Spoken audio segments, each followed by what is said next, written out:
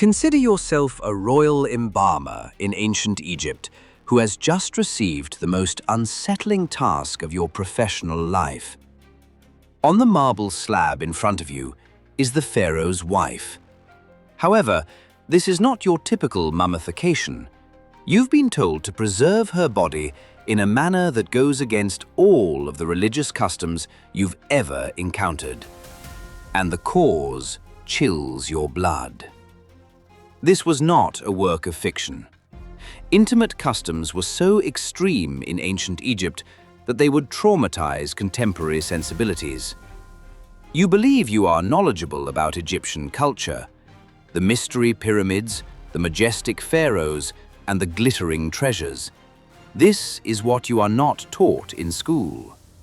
Victorian archaeologists literally concealed the evidence of the severe sexual practices of ancient Egypt, where religious celebrations became week-long orgies of violence and sexual disorder, and where royal children were horribly abused by their own families. Everything you believed to be true about one of the greatest civilizations in history will be called into question by what I'm going to show you. For more than a century, museums all across the world attempted to conceal the evidence, since the reality of Egyptian intimate rituals is so unsettling. Along the verdant banks of the Nile, the Egyptians created customs between 3130 BCE that would astound even the most progressive modern thinkers. This was more than a religious ritual or a matter of personal enjoyment. It was about the systematic use of sexuality as a tool of political dominance, cosmic control, and divine authority. The pharaohs were more than just monarchs. The fertility of the Nile, the prosperity of harvests, and the longevity of Egyptian civilization itself were all thought to be directly influenced by the intimate performance of these living gods. As a result, there was tremendous pressure to demonstrate divine might in ever more extreme ways. Papyrus records detailing customs too explicit, museum exhibits, temple inscriptions that visitors never see, and archaeological finds that Victorian experts purposefully kept hidden from the public are the sources of the evidence. Archaeologists were so horrified when they discovered explicit imagery in Egyptian tombs and temples in the 19th century that they either destroyed the evidence or concealed it in private collections. The idea that sexual energy was cosmic energy was the foundation of Egyptian society. Every intimate act has the potential to be a sacred rite. Every sexual position, every climax, every dialogue with the gods, a kind of prayer. The lines between intimacy and worship, as well as between religious obligation and personal enjoyment, entirely vanished in this culture. However, there was a sinister side to this cosmic sexuality. Children from wealthy families were confined to a society that viewed their bodies as holy property. Systematic sexual abuse of domestic slaves was not only acceptable, but also required by religion. Additionally, sexual habits were more aggressive and desperate when things went wrong, such as when crops failed or the Nile did not flood. In 1925, the game-changing finding took place in a modest laboratory rather than during a spectacular tomb excavation. While performing the first thorough analysis of Tutankhamun's mummy, Howard Carter's team discovered something that would plague Egyptology for the following century. There were no genitalia on the boy king. Not ruined, not deteriorated, but expertly eliminated by surgery. The cuts were neat, intentional, and appeared to have been made as part of the mummification procedure soon after death. Tutankhamun wasn't by himself, though. A troubling tendency became apparent as additional royal mummies were analyzed using ever more advanced methods. There was indications of genital alteration or removal in several pharaohs and aristocrats. Some had undergone total castration. Others displayed indications of foreign material, insertion-augmentation treatments. The tomb of an unidentified royal from the 18th dynasty yielded the most startling find. In addition to lacking genitalia, his mummies showed proof that the procedure had been carried out while he was still alive. Medical examination of the bone structure and tissue remnants revealed that this was a purposeful religious practice rather than an accident or punishment. Texts from ancient Egypt started to make unsettling sense. Descriptions of preparing the body for eternal service to the gods, references to improving the dead for the afterlife, and guidelines for altering the corpse to guarantee appropriate spiritual function in the afterlife. The ramifications were astounding. What did the Egyptians think about sexuality in the human body if they were regularly altering the genitalia of their dead? Were these changes solely post-mortem, or did they also represent actions taken on the living? The methodical manner in which Victorian archaeologists concealed this evidence, however, may be the most unsettling of all. Early Egyptologists did not simply disregard evidence of genital alteration or graphic sexual iconography. By removing artifacts from public view and altering descriptions in official reports, they deliberately suppressed it. The actual scope of Egyptian sexual activities has been hidden for more than a century, not by ancient secret, but rather by contemporary shame and Victorian prudishness that refuse to acknowledge the overwhelming evidence. However, archaeologists discovered much more than simply the missing genitalia. Every facet of intimate life was governed by the intricate hierarchy that underpinned the Egyptian sexual control system. The pharaohs, whose sexual performance was seen as essential to Egypt's survival, were at the top. Priests and nobility beneath them were under tremendous pressure to demonstrate their worth through religious devotion and sexual acts. Domestic slaves, especially children, were at the bottom and endured systematic maltreatment that was not only accepted but also required by religion. A particularly terrible destiny befell royal offspring born into this arrangement. According to ancient Egyptian writings, wealthy families would commit their youngest children to temple service, where they would get early instruction in sexual methods. These kids, some as young as 6 or 7, were taught that their bodies belonged to the gods rather than to themselves. The training was harsh and thorough. During lengthy religious ceremonies, children learnt how to sustain arousal, prolong pleasure, and adopt particular positions. They were instructed to separate themselves from their own bodily experiences and to see their bodies as tools rather than possessions. The physical toll this exercise had on young bodies was described by medical papyri. Forced flexibility training caused children to sustain long-term damage. Poor nutrition, intended to retain infantile proportions, demanded by adult consumers, frequently hindered their growth. Infections or internal damage brought on by early intimate involvement claimed several lives. However, the mistreatment went well beyond training in temples.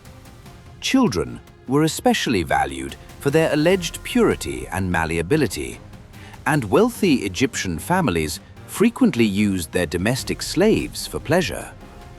According to legal records, the value of child slaves was based on their age, looks, and level of training, and they may be purchased and sold, especially for sex. The psychological effects were catastrophic.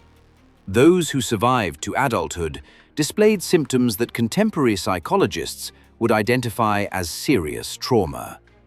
They usually perished young, from what ancient writings euphemistically referred to as broken hearts, struggled to establish healthy relationships, and frequently developed sexual compulsions or withdrawal. The way that this abuse was rationalized by religious belief was perhaps the most unsettling. The highest kind of worship, according to priests, was sexual service to the gods. That far of being harmed, children selected for such service were blessed. Even though they were aware of the actual nature of what would occur, families were urged to feel honored when their children were chosen for temple services. An additional level of dread was introduced by the economic aspect. Medical examination reveals treatments that took up to 6 hours to complete, and archaeological evidence indicates a 73% mortality rate among temple children. Rich patrons funded a systematic abuse industry that persisted for millennia by paying high rates for access to child slaves. However, you're not prepared for what lies ahead if you believe it was the worst thing Egyptian children had to deal with. What transpired at Egypt's most infamous religious celebration, the Feast of Drunkenness, was far worse than this organized abuse.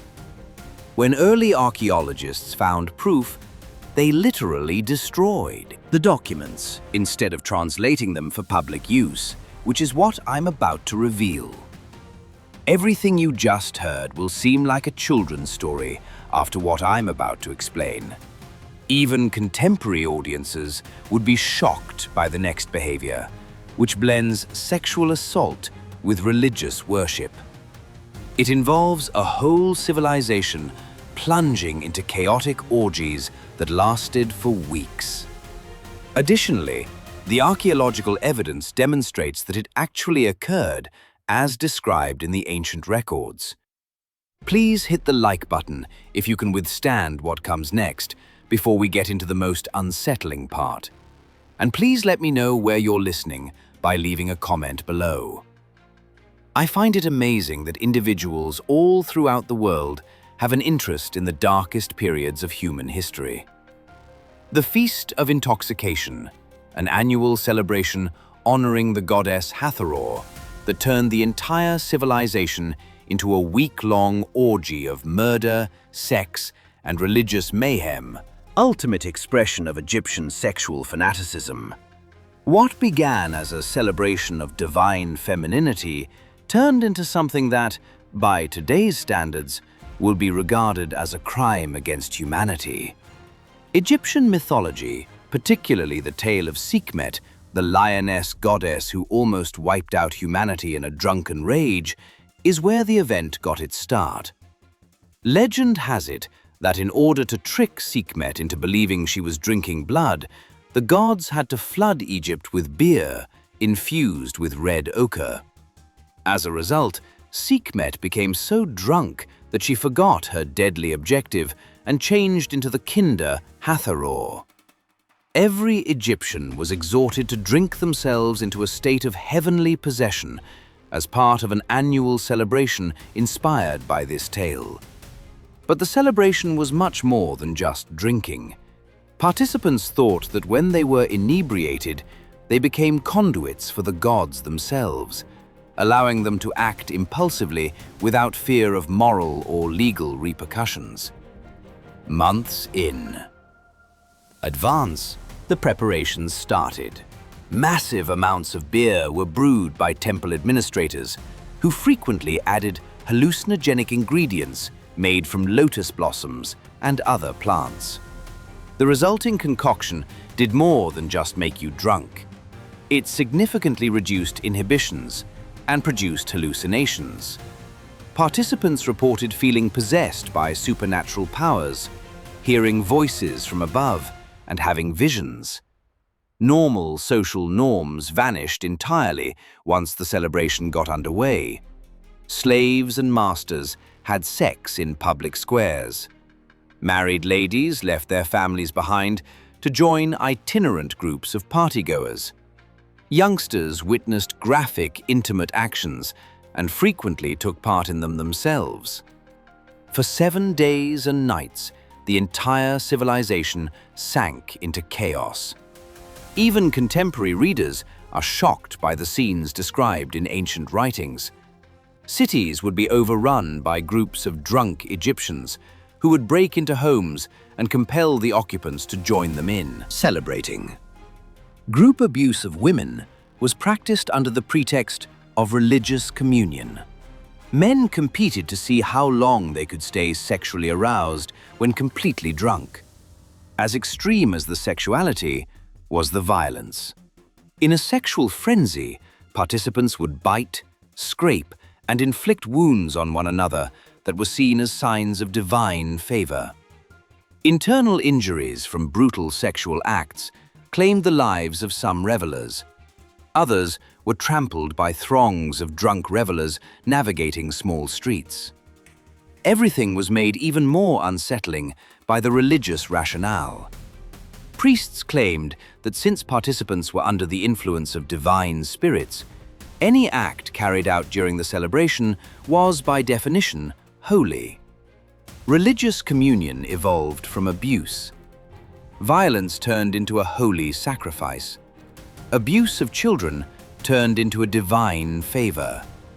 International shock at these events is revealed in the stories left by foreign guests. The celebration was seen by Mesopotamian diplomats as evidence that the Egyptians were barbarians masquerading as a highly developed civilization.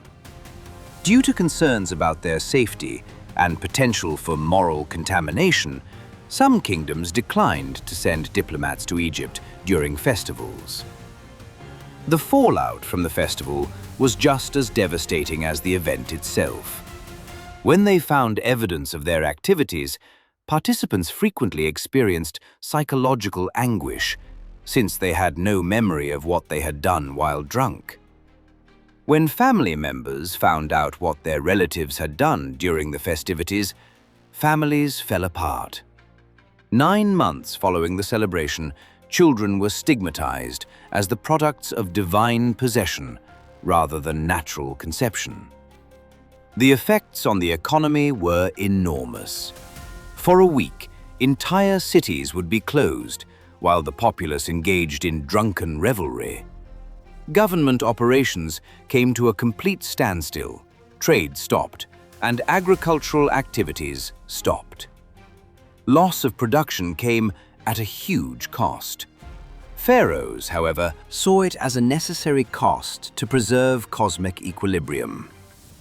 The celebration had political objectives as well. It permitted the Egyptian system to retain strict hierarchy for the majority of the year by acting as a safety valve for societal tensions.